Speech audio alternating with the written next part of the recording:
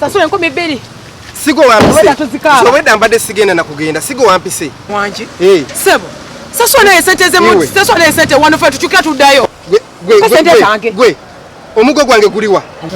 Omugo gwange sakutade wano ngange omugo gwange guliwa. Iwe tingwe ndoze kungambira bitine mutune chumu. Leteko ni yanji. Leteko ni yanji wachire. Soko linde. Leteko ni yanji wachire. Soko wenda bade mpita basabaze na isabe emigo. Leteko omugo gwange sagule sewa. Wenda sebo njegele sente zange. Sente zange sebo. Sente zange.